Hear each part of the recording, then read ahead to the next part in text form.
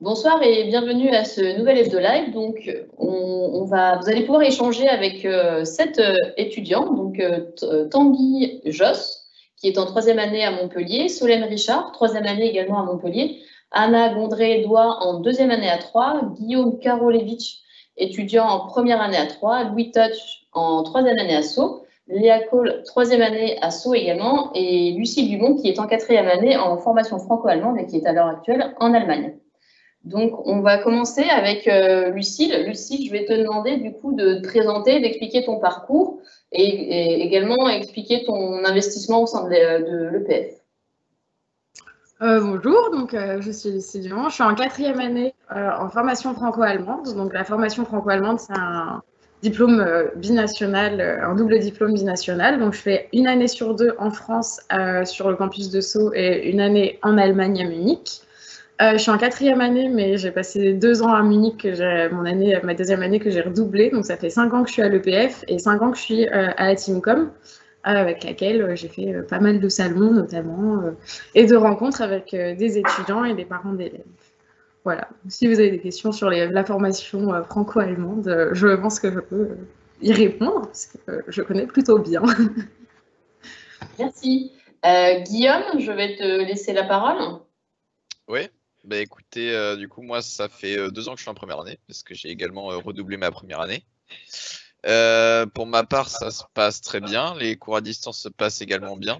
Tout est bien géré pour ça. Et pour ma vraie 1re année, qui elle était en présentiel, tout était bien assuré, etc.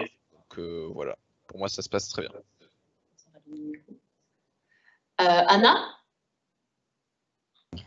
Oui, donc moi c'est Anna, du coup je suis sur le campus de Troyes en 2e année. Voilà, j'aime beaucoup le campus, c'est très agréable et je m'y plais beaucoup. Okay. Et je suis en Teamcom pour la 1re année cette année. Ça marche. Solène, je te laisse te présenter et expliquer ce que tu as pu faire aussi comme association à l'EPF. Du coup, moi, je suis en 3e année à l'EPF donc de Montpellier. Donc, je suis à Montpellier depuis le début. J'ai intégré depuis la prépa intégrée.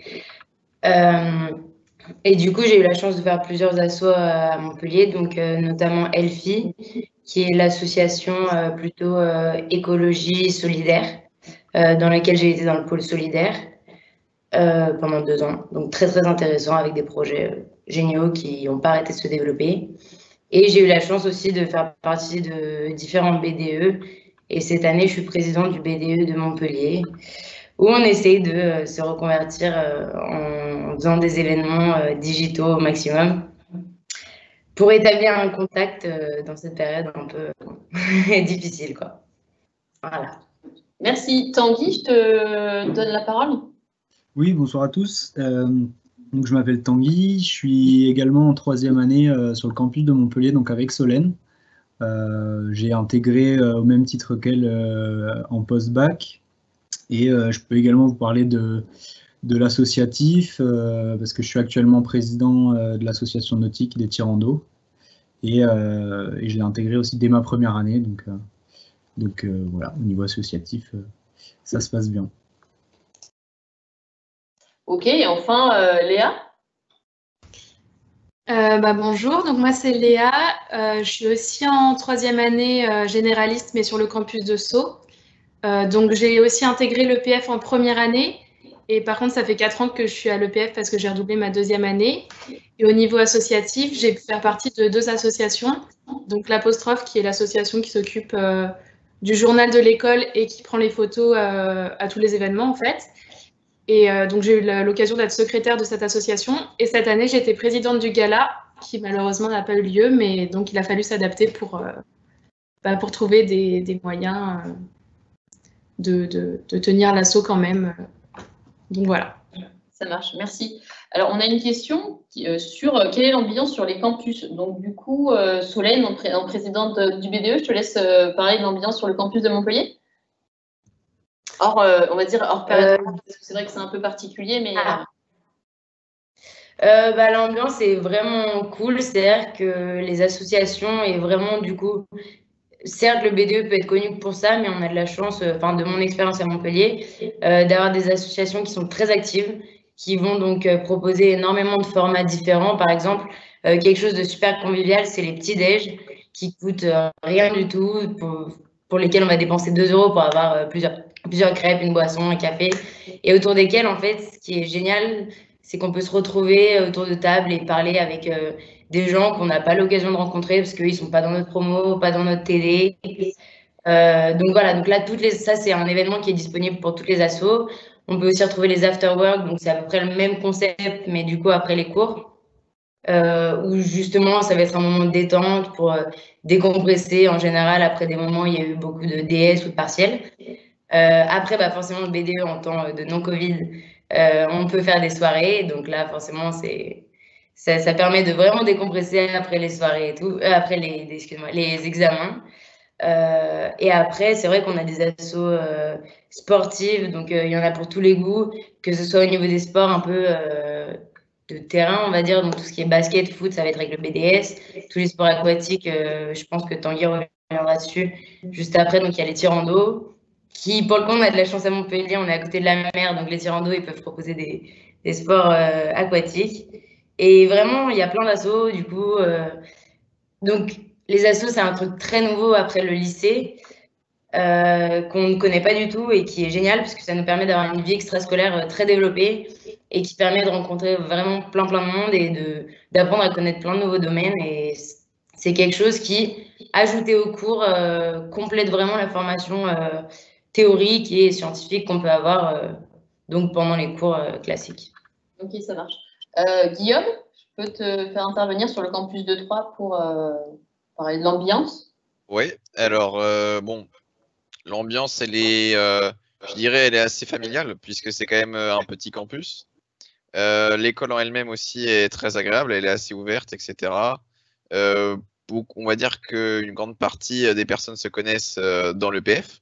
Et au-delà même du campus, il y a aussi l'aspect de la ville qui est très agréable. Je trouve que la ville de Troyes, c'est une très belle ville et qui a une taille idéale pour des étudiants, puisqu'elle est à peu près aux alentours de 80 000 habitants.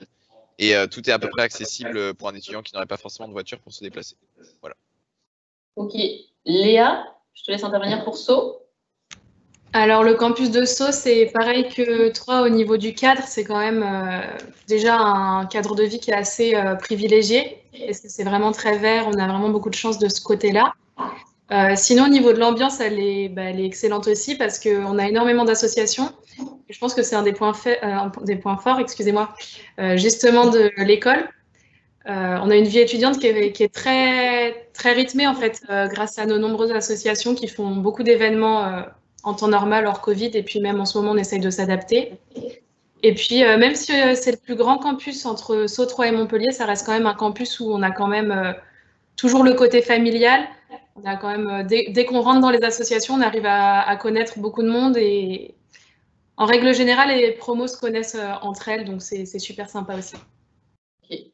Et Lucille, je te donne la parole pour parler justement, parler de l'ambiance qu'il y a sur la formation franco-allemande, parce que c'est une formation un petit peu plus atypique. Oui, alors nous, en franco-allemande, du coup, on est la plupart du temps finalement en Allemagne ou alors en stage, et on est moins longtemps sur le campus de Sceaux. Donc, on vit moins la vie associative que les généralistes ou ceux qui sont en alternance vont vivre. Mais par contre, on a une vie qui est étudiante, qui est énorme, notamment en Allemagne, puisqu'on est sur une résidence étudiante qui est la deuxième résidence étudiante la plus grande d'Europe. Donc, avec plusieurs milliers d'étudiants qui viennent partout dans le monde. Donc, ça, forcément, c'est très riche, puisqu'on est en colocation avec une vingtaine d'étudiants chacun. Et puis bon, bah, après, sinon, le reste du temps, on est en stage et donc à Sceaux. Voilà. Ok. Alors, on a une question concernant le fait d'intégrer une association. Est-ce que, notamment le BDS, est-ce que ça coûte cher? Comment ça se passe? Tanguy, du coup, je te laisse répondre, toi qui es BDS, a priori, ou tirando. Non, moi je suis au tirando, mais j'y suis rentré dès la première année, donc c'est vrai que on n'a pas tous la chance de faire ça. Intégrer une association, moi, je vais parler du campus de Montpellier, mais je pense que c'est à peu près la même chose partout. C'est quand même assez simple, assez rapide. C'est gage de bonne humeur, de rencontres, énormément de rencontres. Et après, je sais pas, il y avait une question, est-ce que ça coûte cher? Je sais pas dans quel sens. Non, ça coûte pas cher parce que je sais pas si c'est cher en termes d'argent ou cher en termes de temps ou quoi, mais ce qu'il faut savoir, c'est qu'une association, elle va demander des petites compensations lorsqu'on participe à ces activités et qu'on ne fait pas forcément partie de l'association. Donc, par exemple, pour les tirandos, je vais prendre un exemple. On organise une sortie bouée tractée ou ski nautique. Bon, bah forcément, on engage des frais en termes de location de matériel. Donc, les peufiens sont amenés à participer, mais on se débrouille toujours pour faire en sorte de ne pas dépasser la dizaine d'euros à l'étudiant. Et sinon, voilà, c'est quand même une super expérience, c'est facile, ça permet de rencontrer plein de gens, ça permet aussi de rencontrer aussi le côté administratif, on va dire, de l'école, parce qu'on a quand même des réunions, on a quand même tout un côté législatif, on va dire, à gérer aussi. Donc voilà, mais c'est une super expérience et c'est assez simple, même dès la première année, il n'y a pas besoin d'attendre dans l'école et c'est un très bon facteur d'insertion. Je ne sais pas si j'ai répondu à la question. Très bien, merci. Anna, toi qui es en première année, comment tu arrives à allier justement investissement, vie associative, Teamcom avec ta réussite scolaire? Enfin, moi, je suis en deuxième année, mais en première année de Teamcom. Du coup, justement, j'ai attendu la deuxième année pour m'inscrire dans des associations. Donc, en l'occurrence, je fais partie du BDA et donc de la Teamcom. Et en réalité, si on s'organise bien, normalement, il n'y a pas de problème pour concilier une vie associative riche et les cours. Il suffit de bien s'organiser, faire attention parce que il y a beaucoup de contrôles qui arrivent en même temps. Et du coup, bien travailler en amont et normalement, il n'y a pas de problème de ce côté-là. Ok, merci. Alors, Louis vient de nous rejoindre et donc du coup, je vais en profiter pour te poser une question. Est-ce que tu peux présenter, par exemple, une journée type à l'école? Parce que c'est vrai que c'est souvent une question qui revient sur comment ça se passe une journée type à l'école en termes de charge de travail, d'horaire, etc. En termes de travail, d'horaire, etc., généralement, les journées sont découpées en deux, la matinée et l'après-midi. Le matin ou l'après-midi, on a des TD, soit des TP, ou soit on n'a pas cours pour pouvoir bosser normalement les projets ou bosser des trucs associatifs derrière. Donc, au niveau de charge de travail, c'est juste de travailler un peu régulièrement et c'est censé aller normalement. Ok. Et c'est quel type, en termes de répartition, TP, TD, cours magistraux, etc. En termes de répartition, il y a beaucoup de TD. Il y a pas mal de TP aussi et de TP en présentiel, en distanciel, des TP informatiques, des TP en laboratoire. Et on a un peu moins de CM normalement, mais ouais, le gros d'apprentissage se passe par les TD. Ok. Alors, attendez, hop, tac. Je cherche les questions en même temps. Tac. Et comment se passe pardon, je vais donner la parole à Léa. Comment ça se passe le mélange entre les promotions? Parce que c'est vrai qu'il y a les premières années, deuxième année. Est-ce qu'il y a un brassage qui se fait entre les années ou il y a quand même ce fait de rester première année, deuxième année, troisième année et après un cycle majeur? Alors en fait, l'avantage, c'est que dès que les premières années arrivent dans l'école, ils ont tout de suite la semaine d'intégration. Et donc c'est pendant cette semaine qu'ils découvrent, grâce aux associations finalement, parce que c'est ces associations qui organisent la semaine. Et donc à travers cette semaine, ils découvrent les gens des autres cours en fait. Donc souvent, les gens gardent contact entre eux, et notamment grâce aux parrains marraines. Pendant cette semaine, on peut se faire des parrains marraines qui sont dans d'autres promos et qui peuvent nous aider pour le travail ou autre, et pour l'intégration. Donc déjà, dès le départ, on est quand même assez mélangés. Après, pour les cours, c'est sûr que c'est par promo, mais bon, bien sûr, le lien, il reste. Et puis, au niveau des associations, il y a beaucoup de deuxième année, de troisième année, surtout dans les associations, parce que les premières années les rejoignent, je dirais, à partir de mai. Donc, ils ne sont pas dans les associations pendant la première année, mais ils ont quand même un œil sur tout ce qui se passe. Et du coup, à partir de la deuxième année, il y a vraiment toujours souvent en contact parce que en fait, les associations, elles sont vraiment vivantes dans l'école, donc on a besoin d'avoir beaucoup de communication en fait entre promos pour les faire vivre. Donc voilà. Ok. Guillaume, en termes de charge de travail, parce que c'est vrai que c'est une question qui revient souvent. Oui. Comment on s'organise pour bien réussir? Parce que la première année, il y a quand même ce fossé qui se fait entre le lycée et le supérieur. Comment bien réussir et éviter justement la peur du supérieur et d'avoir trop de surcharge de travail d'un seul coup? Alors, déjà, je vais dire, faut pas avoir peur du supérieur, puisque c'est vrai que quand on est en terminale et qu'on peut voir des cours du supérieur, on peut se dire ça va être compliqué, etc. Mais on est bien formé, on apprend bien, donc ça, il n'y a pas de souci là-dessus. Après, je dirais qu'il faut avoir un travail qui est très régulier, en fait, et surtout un travail donc un peu tous les soirs. Et ensuite, pour les associations, il y a surtout le jeudi après-midi, voilà, qui est fait exprès pour justement participer aux associations. Et ensuite, pour ceux qui ont un peu plus d'associations, faut faire ça sur son temps libre parce que c'est aussi un plaisir, voilà, de simplement faire partie de plusieurs associations en même temps. Ok, merci. Lucille, je te donne la parole aussi concernant la charge de travail en formation franco-allemande, puisqu'on sait qu'il faut un certain niveau pour pouvoir partir et pouvoir suivre derrière. Donc, comment ça se passe en termes de charge de travail pour la formation franco-allemande? La première année en formation franco-allemande, elle est relativement intense parce qu'il faut qu'on voit tous les basiques de la formation, enfin pour le diplôme français et tous les basiques pour le diplôme allemand, puisqu'en deuxième année, quand on arrive à l'université, il faut qu'on ait vu les mêmes choses que les collègues, que les Allemands, on va retrouver des Allemands qui vont revenir en France avec nous, mais on retrouve aussi d'autres Allemands et on arrive dans une promo de 200 dans un gros amphi avec des Allemands qui vont pas venir en France avec nous. Donc du coup, la charge est plutôt est assez importante en première année. Et puis c'est c'est majoritairement de la théorie et des nouvelles matières comme de l'usinage, etc. Puisque en Allemagne, on est le diplôme français n'est pas spécialisé, mais le diplôme allemand est spécialisé notamment en ingénieur industriel, donc on va voir toutes les techniques industrielles. Et après, et quand on est en Allemagne, à partir de la deuxième année, c'est un autre rythme, c'est pas plus intense, mais c'est un autre rythme parce qu'on est à la fac, ce qui fait qu'on est relativement libre pendant toute l'année. Et après, il y a 2 périodes de partiels où on a tous les partiels sur 1 mois. Et donc, du coup, on a 2 mois dans l'année qui sont super intenses. Et après, le reste de l'année, on est relativement libre parce que c'est la fac.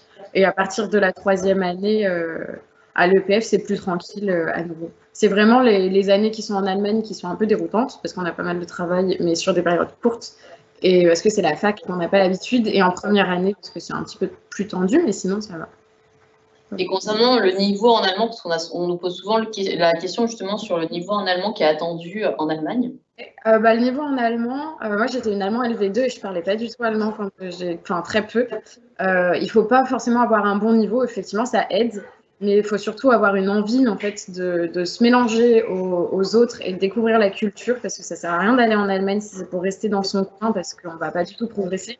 Et un LV2 qui va vouloir faire des activités extrascolaires, faire des soirées, etc. avec des Allemands en Allemagne, va avoir un niveau et va être complètement bilingue et va énormément progresser.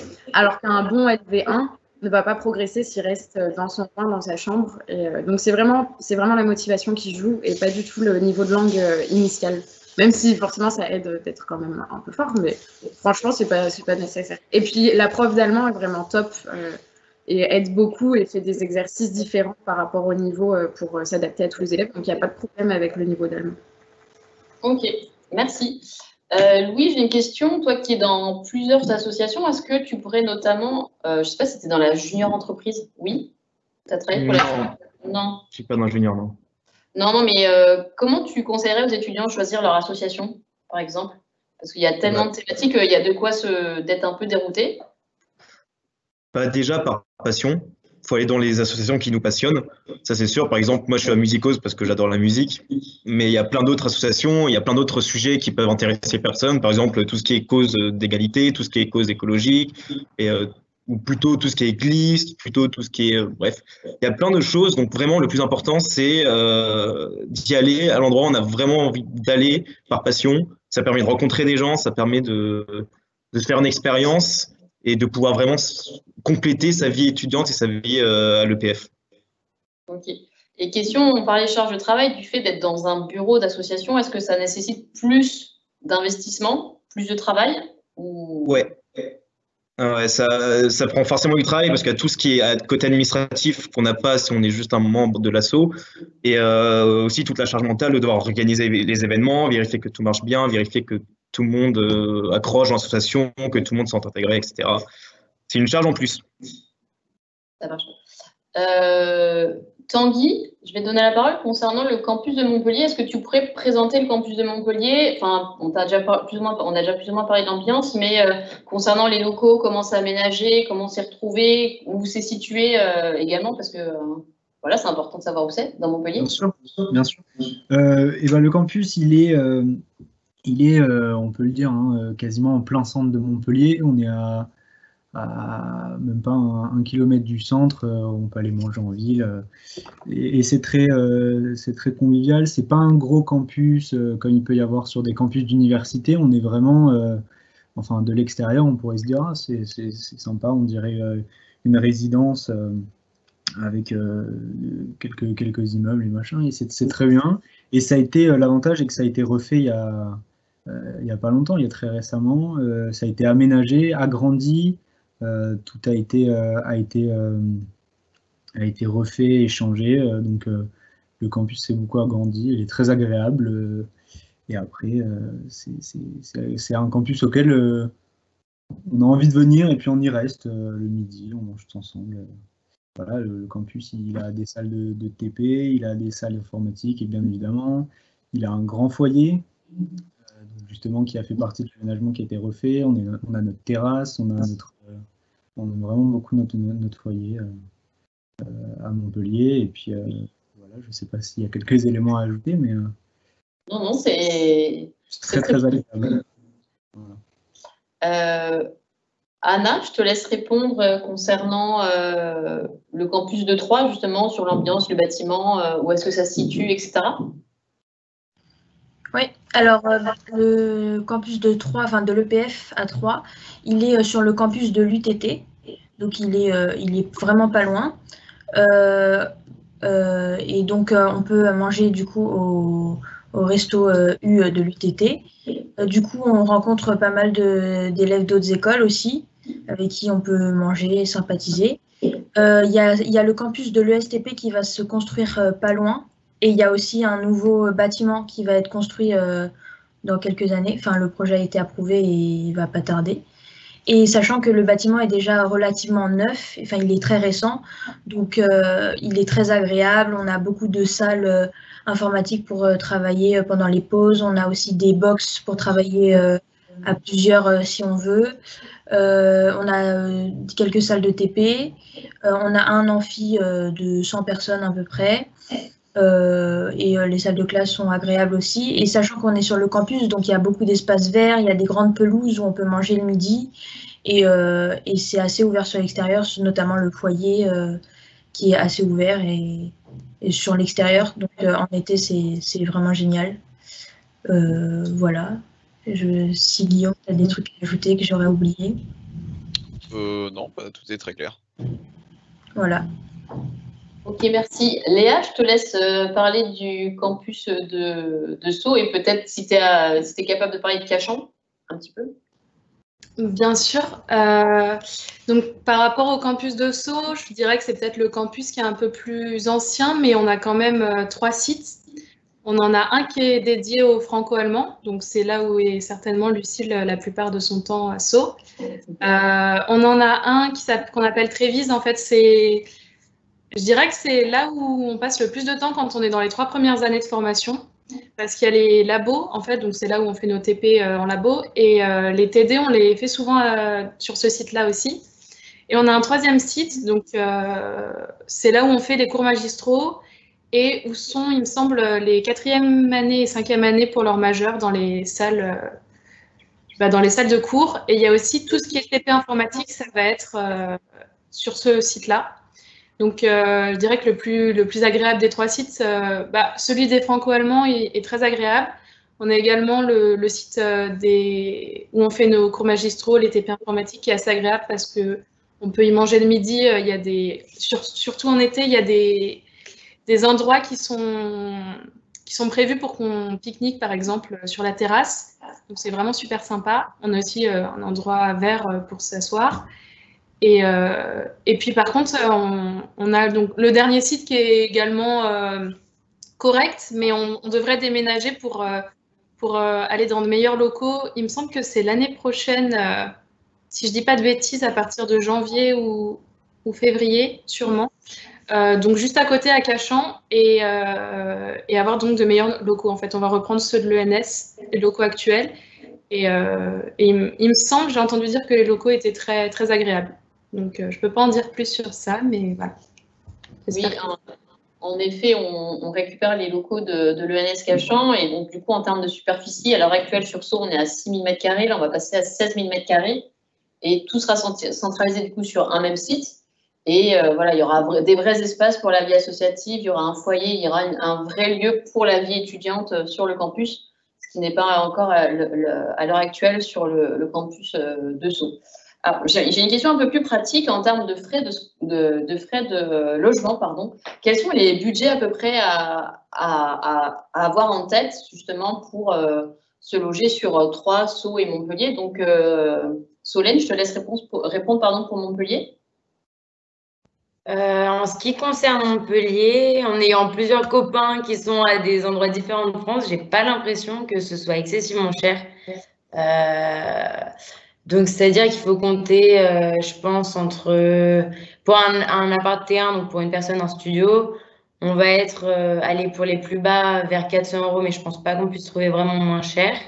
Après, il y a 2, 3, 4 résidences étudiantes autour de l'école qui sont en général pour un studio, donc meublé bien évidemment, autour de 500, 550, 600 max.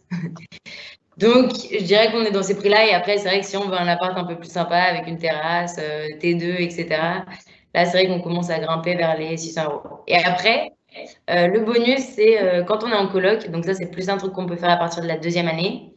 Dès qu'on a commencé à se faire des très bons copains et tout. Dès qu'on s'installe en coloc, en fait, les prix vont nettement baisser parce que du coup, du fait qu'on partage des salles communes, on va se retrouver avec des loyers à environ divisé par 2 autour de 400 € max. Ok, merci.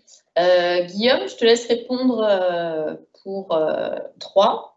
Oui, mais alors, pour 3, on va pouvoir descendre. Je sais que j'ai des amis qui sont descendus jusqu'à 300 € par mois pour un terrain en ville. Donc, on peut trouver en fait des appartements, donc majoritairement des studios peu chers et plutôt bien situés. Voilà. Ensuite, il y a aussi d'autres appartements. Il y en a pas mal qui sont situés autour du campus, à 5 minutes de l'école, là aussi. Donc, du moins à 3, pour trouver un logement pas trop cher, c'est pas trop compliqué. Voilà. Ok. Louis, toi, tu as une idée pour les prix de Sceaux? Alors, moi, non, pas trop, parce que du coup, j'habite de base à côté de Sceaux, du coup, je pourrais pas trop dire. Je sais qu'il y a des résidences universitaires, on peut vivre chez habitant, mais je pourrais pas dire une fourchette de prix. Léa, est-ce que toi, tu connais la fourchette de prix? J'ai été dans 3 appartements différents depuis que je suis arrivée. Je dirais qu'en moyenne, si on compte un appartement tout seul, donc là j'ai quand même un appartement assez grand, j'ai un 35 m², donc on peut être en moyenne autour de 650 €. Mais après en coloc c'est pareil que partout, ça diminue, le prix diminue quand même pas mal. Et je pense que les prix sont un tout petit peu plus élevés que sur les autres campus, mais ça reste, on peut quand même trouver des appartements assez abordables sans souci. Ok. Et Lucille, en Allemagne, comment ça se passe? En Allemagne, on est logé en résidence étudiante et grâce à l'EPF, en fait, on a une réduction de base, ce qui fait qu'on paye uniquement 300 € par mois pour une chambre. Et donc après, on a cuisine commune, salle de bain commune, etc.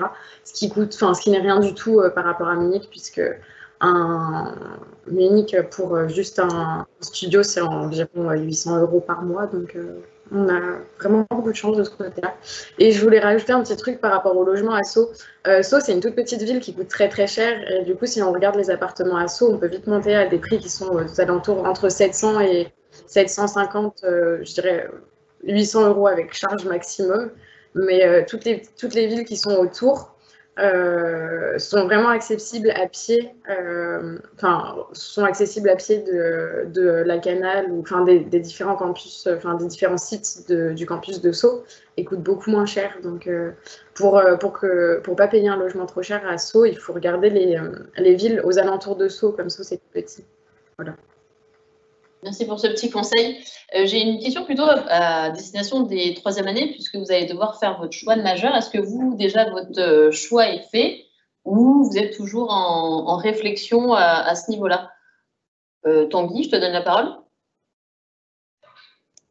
Oui, bien sûr. Alors, donc le choix de majeur, il est, on va dire, plus ou moins fait. Donc, il faut savoir qu'à l'EPF, on a 7 ou 8 majeurs, si je ne dis pas de bêtises.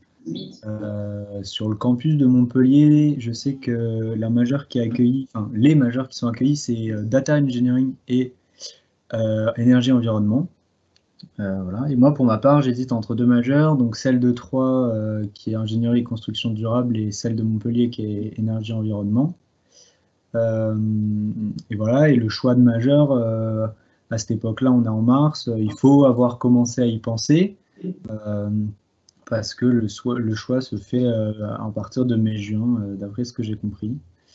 Et voilà, et c'est quelque chose qui nous prend en ce moment pas mal de temps, parce que forcément, il faut se renseigner pour être sûr de choisir quelque chose qui nous plaît. Voilà, Solène, si tu as des éléments, en tout cas, à rajouter. Si tu veux. Et ton choix personnel, Tanguy? Mon choix personnel, moi, j'hésite entre énergie, environnement et construction durable. Je ne sais pas encore, tout dépend. Tout dépend de pas mal de paramètres. Il faut que j'étudie bien les cours les cours et les débouchés, notamment en fonction des 2 majeurs. Voilà. Ok. Solène, du coup, je te donne la parole. Du coup, moi, c'est vrai qu'en fait, je suis venue à l'EPF avec une majeure vraiment en tête, c'est-à-dire que depuis le début, je voulais faire énergie-environnement, mais depuis avant même le début du lycée. Et en fait, il se trouve que en école d'ingénieur, on va aborder des thèmes que j'ai pas du tout vus au lycée. Donc typiquement tout ce qui est informatique. Et donc en fait, moi, ça m'a fait changer de majeur. Donc je suis passée vers data, mais quasiment du jour au lendemain. Et c'est vrai qu'en fait, ce qui est sympa, c'est qu'on a au moins bien 2 ans et demi à l'EPF pour être sûr de confirmer notre choix. On va avoir la chance d'étudier des matières de plusieurs majeurs. Typiquement, on va faire de la méca, donc ça, c'est ce qui peut nous orienter vers les majeurs structure et matériaux, il me semble, et aéromodélisme, il me semble. On va voir tout ce qui est info qui peut nous orienter vers numérique, data. Et en fait, en fonction de ce qu'on découvre, c'est vrai que comme moi, on peut arriver avec une idée très claire en tête et en fait se retrouver dans une autre majeure. Donc moi, je sais que je vais postuler pour data en tout cas. Et je m'y attendais pas du tout. Et c'est ça qui est vraiment cool, c'est que naturellement, on va se réorienter ou confirmer notre choix. Ok, merci. Louis, je te donne la parole. Ouais, moi je suis dans le même cas de Tanguy, c'est que j'hésite entre énergie et à Montpellier et entre architecture à Troyes. Mais pareil que Solène aussi, le fait de découvrir d'autres matières, plus d'infos, plus de méca notamment. La méca, c'est une matière que j'aime beaucoup. Et ça m'a amené à réfléchir encore mes choix. Et même si j'ai une idée globalement de ce que je veux faire et que je vois à peu près l'idée, c'est sûr que c'est un choix qui prend du temps pour vraiment se structurer et vraiment se projeter plus tard dans ces domaines-là. Ok. Léa? Moi, c'est un peu pareil que Solène au niveau pas au niveau du choix, mais au niveau de la façon dont s'est faite ma décision. C'est qu'en fait, quand je suis arrivée à l'EPF, je pensais plutôt m'orienter vers l'énergie et l'environnement. Et en fait, à partir il me semble que c'était le mois de novembre, ou un peu avant, on a dû faire nos choix pour les universités à l'étranger parce qu'on doit partir en stage en 4e année, donc l'année prochaine. Et donc, les cours qu'on devait choisir, ils devaient être en lien, de préférence, avec notre majeur. Et je me suis penchée un peu plus sur toutes les majeures et c'est là que je me suis rendu compte que finalement j'étais plutôt intéressée par la majeure santé. Donc pareil, voilà, j'ai changé de choix en étudiant un peu les cours, en voyant ce qui me plaisait le plus. Et puis aussi c'est beaucoup à travers les conférences parce qu'on nous propose beaucoup de conférences pour découvrir les majeures. Donc voilà, je suis plutôt partie pour santé aujourd'hui. Ok. Alors, Guillaume, je vais te laisser répondre. Toi, pour l'instant, tu es en première année, mais qu'est-ce qui t'a fait donner envie de choisir le PF? J'ai envie de dire, c'est un peu sa diversité. C'est toutes les majeures déjà, et même l'enseignement généraliste qui est proposé. Pour ma part, je sais à peu près vers quoi je vais m'orienter. Mais même pour plus tard, donc une fois la formation finie, pouvoir avoir la capacité de changer, on va dire, un peu de domaine grâce au diplôme généraliste qu'on peut avoir à l'EPF. C'est aussi ça qui m'a attiré et qui peut attirer les gens dans cette école. Et Anna, pareil, idem, pourquoi avoir choisi l'EPF plus qu'une autre école? Un peu pareil que Guillaume, au départ, je ne savais pas du tout vers quel domaine de l'ingénierie me diriger et l'EPF m'est apparu comme l'école la plus généraliste, sachant qu'on a 3 ans de généraliste, de formation généraliste, au lieu de 2 dans la plupart des écoles. Et comme on a tendance à nous le répéter, la majeure, c'est plus une couleur qu'on apporte au diplôme et au final, on a un diplôme généraliste, donc qui nous permet d'accéder à beaucoup de domaines. Et aussi, ce qui m'a plu aussi, c'est qu'on peut prendre 2 langues à étudier, et même plus si on veut, on peut en rajouter. Alors que dans beaucoup d'écoles, c'est juste l'anglais. Et aussi, la vie associative riche, il m'a plu. Ok. Lucille, toi, pourquoi avoir fait le choix plutôt de la formation franco-allemande que la formation généraliste? J'ai d'abord découvert le PF généraliste et c'est ensuite quand j'ai décidé de mettre le PF généraliste en premier vœu sur APB à l'époque que j'ai vu qu'il y avait une formation franco-allemande aussi et j'avais très envie de faire un maximum d'expérience à l'étranger possible tout en étant un ingénieur généraliste. En fait, je voulais pas encore faire une formation spécialisée. Et donc, du coup, j'ai choisi pour ça à la base. L'Allemagne, je faisais allemand LV2, mais ce n'était pas l'Allemagne que je portais particulièrement dans mon cœur. C'était vraiment pour avoir une expérience à l'international le plus longtemps possible. Donc, ça a été pour ça. Voilà. Et Léa, je reviens sur, justement, tu as parlé de l'échange à l'international. Tu souhaites t'orienter vers quel pays? Alors, en fait, au début, je préférais tout ce qui était pays anglo-saxons, mais plutôt style Angleterre, Irlande, tout ce genre de pays-là, Écosse. Et finalement, j'ai choisi de partir au Canada. Donc, je vais partir à Montréal l'année prochaine. Et en fait, j'ai choisi le Canada parce que, par rapport aux langues déjà, il y a l'aspect franco-anglais. On peut garder la culture un peu anglaise, même si c'est pas totalement la culture anglaise. On peut parler anglais, mais tout en gardant ses marques de français, c'est plutôt pratique. Et aussi parce que c'est quand même un pays qui est au niveau du cadre, qui est quand même qui donne envie en fait. Et puis au niveau des paysages, donc voilà. Ok. Et du coup, Solène, je vais te poser une question concernant le stage. Est-ce que toi, tu as déjà commencé à chercher ton stage d'élève ingénieur ou partir en échange universitaire? Oui, alors moi, c'est vrai que les stages que j'ai faits avant n'étaient pas forcément très pertinents en termes de compétences techniques sur mon CV. Donc, cette année, j'ai fait le choix de déjà privilégier un stage par rapport à une expérience universitaire, même si c'est une expérience qui est géniale. Et du coup, oui, j'ai commencé depuis un petit moment, ça fait 2 mois. Donc, c'est vrai que là, c'est une année un peu particulière parce que forcément, c'est moins facile d'aller accéder aux annonces à l'étranger. Donc, c'est vrai que là, je suis à moitié entre regarder les stages en France et ceux en Europe, parce que pour l'instant, on va rester sur l'Europe. Et c'est vrai qu'en fait, on a pas mal de matériel, entre guillemets, en tout cas de support fourni donc notamment un site qui s'appelle Job Teaser Career Center, sur lequel, en fait, les alumni ou des partenaires de l'école, il me semble, vont poser des annonces de stage qu'ils ont. Et c'est vrai que là, ça fait un mois et demi que même, par exemple, là, moi, du coup, comme j'ai dit juste avant, je suis très centrée data.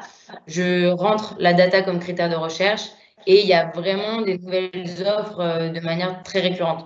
Donc, il y a vraiment de quoi plaire à tout le monde. Et du coup, là, on pose des CV, on prépare les lettres de motivation. Là, je suis sur le début du lancement de toutes les lettres de motivation. Mais c'est vrai que le travail de recherche a été fait de base. Et je crois que on a tous à peu près commencé comme ça. Il y a 2-3 personnes qui ont leur stage. Mais là, c'est le moment où on commence à se mettre dedans à fond, quoi. Ok. Louis, toi, t'en es où dans tes stages et est-ce que tu peux présenter également ton stage d'engagement citoyen, pardon, si tu l'as fait, si tu as pu le faire l'année dernière, parce que cas de Covid, donc… Ouais, bah du coup, pour ma recherche de stage, déjà des stages ingénieurs, bah pareil, à la recherche de ce que je veux précisément, j'ai contacté des personnes qui m'ont un peu orienté sur ce que je voulais faire, etc. Des professionnels du domaine un peu de l'énergie parce que c'est où je vais faire un stage. Donc pareil, je suis en pleine recherche, j'ai déjà fait un profil coding, je regarde sur Job Teaser les offres de stage qui sont disponibles de plus en plus régulièrement parce que c'est vraiment le moment où les offres commencent à arriver et que les gens commencent à s'y intéresser. En ce qui concerne le stage d'engagement citoyen, j'ai eu la chance de le faire cet été et c'était plutôt cool. J'ai beaucoup aimé cette expérience. Je l'ai fait avec un ami de l'EPF. Je l'ai fait au Resto du Cœur, dans un centre d'habilitation et de réinsertion sociale, d'hébergement et de réinsertion sociale. Et c'était une expérience très enrichissante parce que ça permet de vraiment voir un autre aspect de ce qu'on peut voir normalement dans nos études et voir qu'il y a d'autres engagements possibles en dehors de l'EPF. On peut s'engager pour des causes plus humanitaires, des causes plus sur le terrain. Et ça m'a beaucoup apporté, j'ai beaucoup appris. Ok. Tanguy, toi, comment tu dirais l'accompagnement qui est mis en place à l'EPF concernant justement la recherche de stage ou même l'accompagnement pédagogique qui est mis en place? Ouais, je vais parler du coup du campus de Montpellier particulièrement.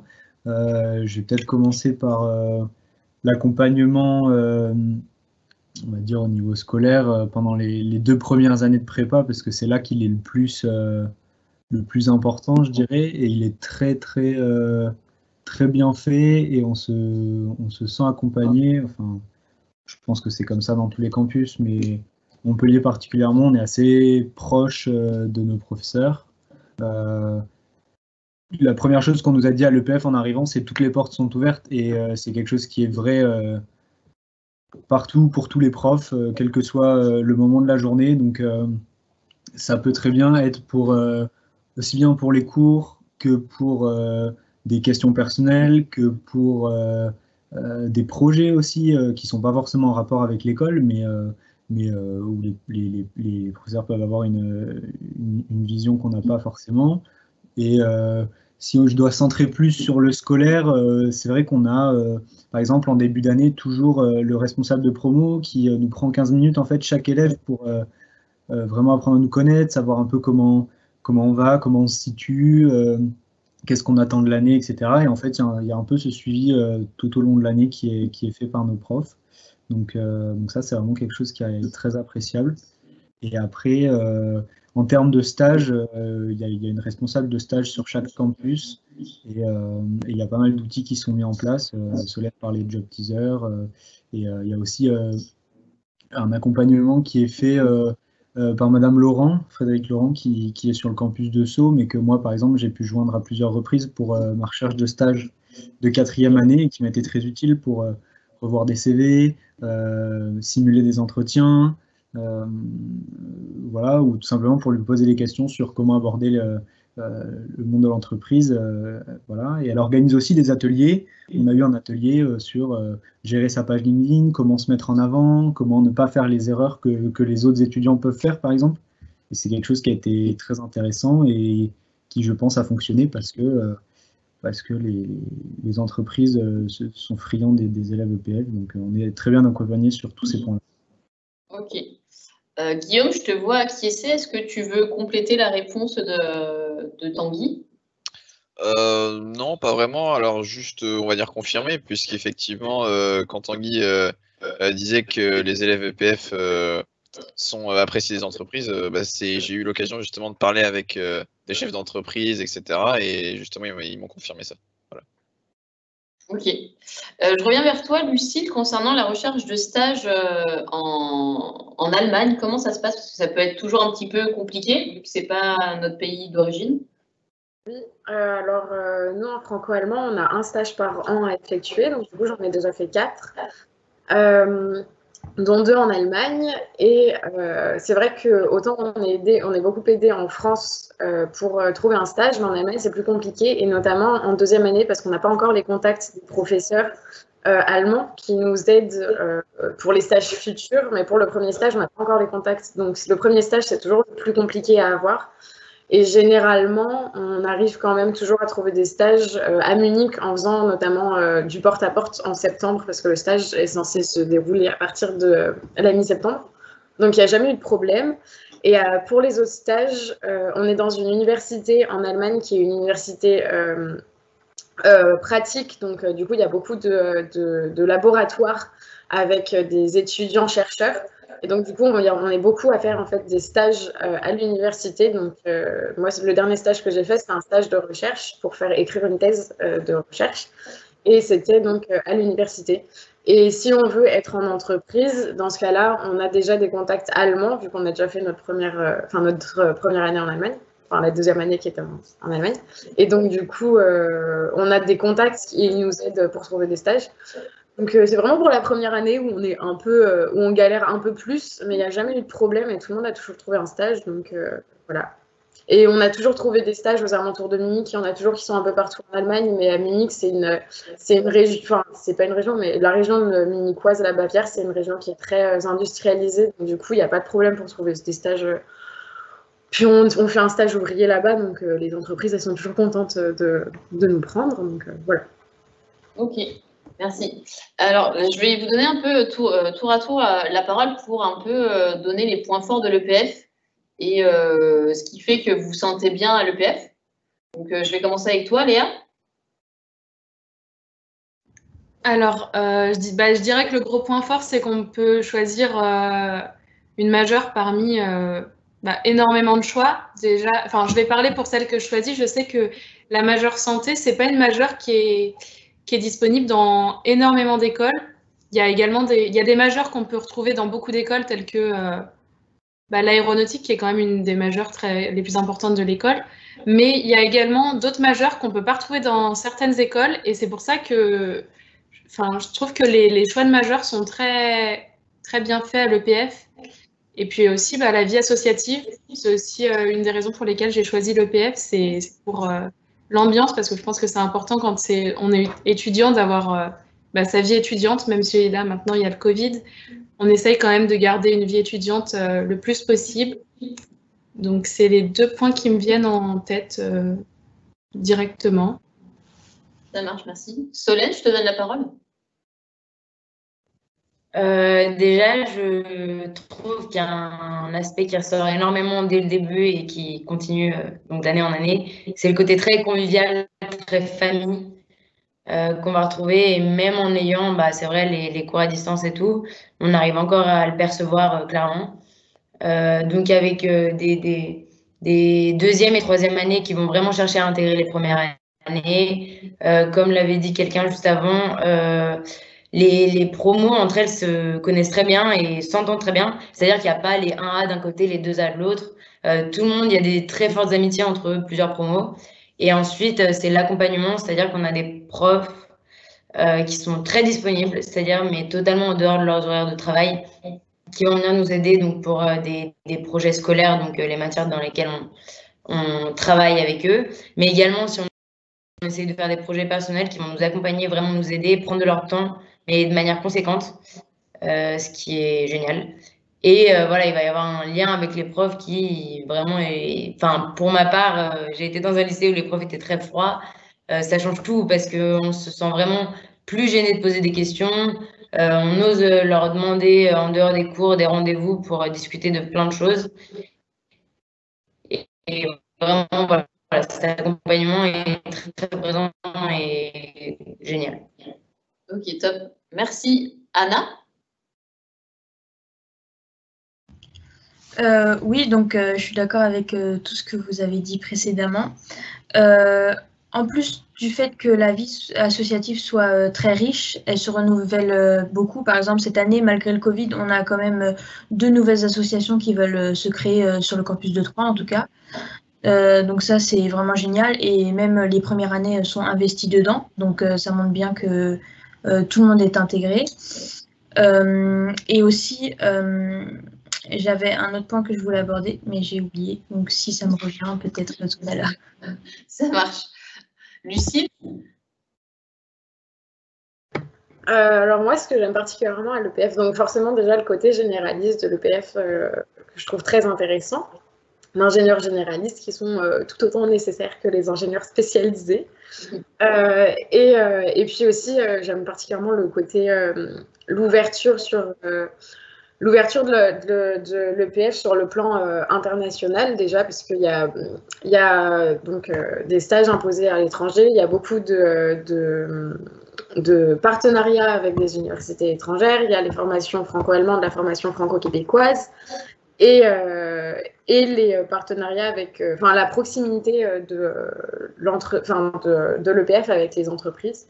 Je trouve que c'est vraiment les points forts de l'EPF. L'EPF est très proche d'entreprises et les ingénieurs EPF sont particulièrement demandés, sont appréciés en entreprise, notamment parce que j'imagine qu'on n'est pas trop mauvais, et en plus parce que l'école est vieille, donc les ingénieurs EPF ont eu le temps de faire leurs preuves en entreprise et sont d'autant plus appréciés pour ça.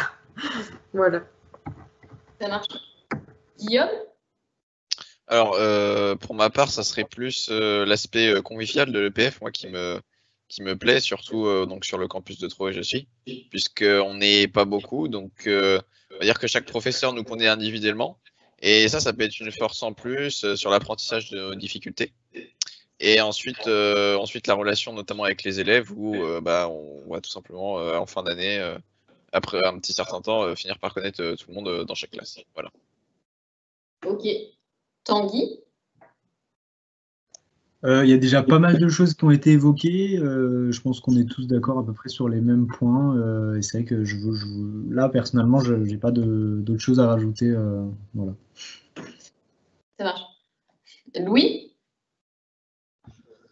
Ouais, beaucoup de choses ont été dit. C'est sûr que les vrais points forts de l'EPF, c'est le fait d'être généraliste, le fait d'être reconnu par les entreprises, les associations, l'ambiance.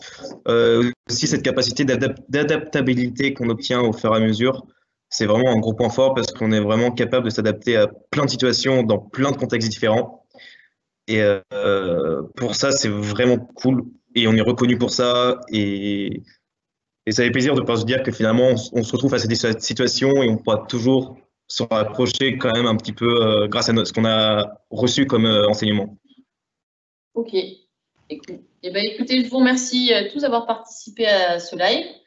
On n'a plus de questions, donc le live sera disponible sur YouTube. Donc merci à tous d'avoir participé et à bientôt. Bonne soirée. Merci, bonne soirée.